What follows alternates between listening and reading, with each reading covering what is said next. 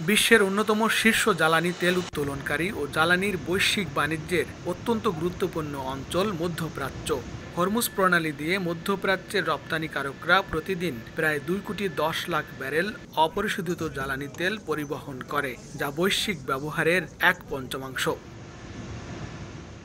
মার্কিন বহুজাতিক বিনিয়োগ ব্যাংক সিটি গ্রুপের এক বিবৃতিতে বলা হয়েছে, চলমান ইরান ইসরায়েল উত্তেজনা জ্বালানি তেলের সরবরাহ ব্যাহত করলে ব্যারেল প্রতি দাম $100 ছাড়িয়ে যেতে পারে। আবার ইরান হরমুজ প্রণালী দিয়ে জ্বালানি তেলবাহী ট্যাঙ্কার চলাচলে বাধা দিলে প্রতি ব্যারেলের মূল্য দাঁড়াতে পারে $120 থেকে $130। বহুজাতিক আর্থিক পরিষেবা প্রতিষ্ঠান সোসিয়েতে জেনারেলের হিসাব অনুযায়ী ইরান ও ইসরায়েলের মধ্যকার সংঘাতে যুক্তরাষ্ট্র জড়িয়ে পড়লে অপরিশোধিত জ্বালানি তেলের দাম বেড়ে ব্যারেল প্রতি তা পৌঁছতে পারে $140 পর্যন্ত। 1, 2, 3 ঢাকায় জমি জিতে নিন 100% ক্যাশব্যাক সহ 20 কোটি টাকার পুরস্কার।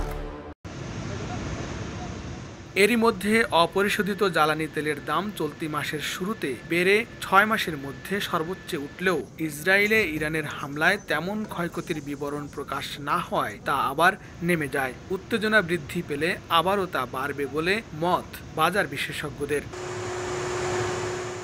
জ্বালানি তেল রপ্তানিকারক দেশগুলোর জোট ওপেকের অন্যতম বৃহৎ সদস্য দেশ ইরান। দেশটি প্রতিদিন 30 লাখ ব্যারেলেরও বেশি অপরিশোধিত জ্বালানি তেল উত্তোলন করে। ইসরায়েলের সঙ্গে সংঘাতে ব্যাহত হবে দেশটির উত্তোলন ও রপ্তানি দুই, যার প্রভাব পড়বে বিশ্ব বাজারে। ইউক্রেন রাশিয়া সংঘাতের কারণে 2022 সালের 24 ফেব্রুয়ারি অপরিশোধিত জ্বালানি তেলের দাম ব্যারেল প্রতি $100 ছাড়িয়ে যায়, যা ছিল গত 7 বছরের বেশি সময়ের মধ্যে সর্বোচ্চ। ইউক্রেন যুদ্ধের সঙ্গে এবার যোগ হয়েছে ইরান ইসরায়েল সংঘাত।